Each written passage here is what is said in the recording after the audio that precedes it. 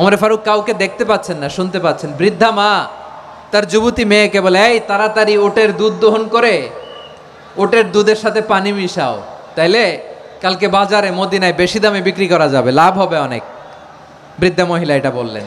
যুবতী মেয়ে উত্তরে বলে, মা আপনি জানেন না আমিরুল মুমিনিন খলিফাতুল মুসলিমিন ওমরে ফারুক দুধে পানি মিশানোকে দণ্ডনীয় অপরাধ বলে ঘোষণা দিয়েছে, জানেন না?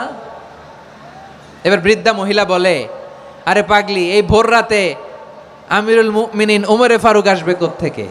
উনি আসবে কোত্থেকে? ওনার পাইক পেয়াদা সিকিউরিটি আসবে কোত্থেকে? কেউ দেখবে না। আরে কেউ দেখবে না, তাড়াতাড়ি দুধের সাথে পানি মেশাও।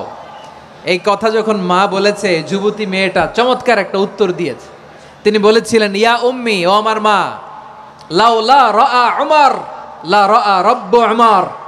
ও আমার প্রিয়তমা মা, আপনি ঠিকই বলেছেন, গভীর রাতে ওটের দুধে পানি মিশালে ওমর দেখবে না, কিন্তু মা খেয়াল রাখবেন, ওমর যদি নাও দেখে, ওমরের রব কিন্তু দেখে। চিল্লায় বলেন ঠিক কিনা? দিস ইজ কল্ড তাকওয়া। এজন্য রব্বুল আলামিন বলেন, লা তুদরিকুহুল আবসার ওয়া হুয়া ইউদরিকুল আবসার ওয়া হুয়াল লাতীফুল খাবীর। তিনি এমন সত্তা, দুনিয়ার কোনো চোখ তাকে দেখে না, কিন্তু দুনিয়ার সবগুলো চোখকে, সব মানুষের অ্যাক্টিভিটিসকে, আরশের উপর থেকে সব কিছু মুহূর্তে মুহূর্তে দেখতে পান কে? তাহলে তাকওয়া কারে বলে বুঝতে পারছেন? দুনিয়াতে সাবধানে চলার নাম তাকওয়া। কেউ দেখে না, কিন্তু আল্লাহ দেখে। এই সেন্স, এই জবাবদিহিতার ভয়, দ্য সেন্স অফ অ্যাকাউন্টেবিলিটি, এই সেন্স নিজের মধ্যে গ্রো করার নাম হচ্ছে তাকওয়া।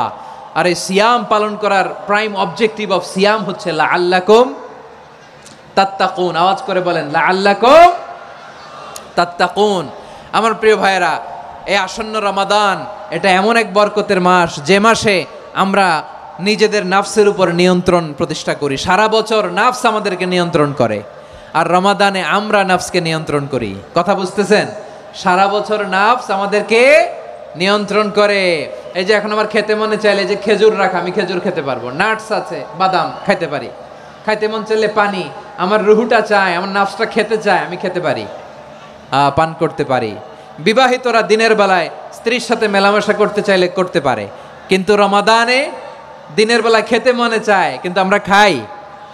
আমার প্রবৃত্তি খেতে চায়, কিন্তু প্রবৃত্তির কথা আমরা শুনি। তৃষ্ণায় গলা ফেটে যায়, গলার ছাতি ফেটে যায়, কিন্তু এক ঢোক পানি কি আমরা গিলি? বিবাহিতরা দিনের বেলা স্ত্রীর সাথে কি মেলামেশায় যায়? না।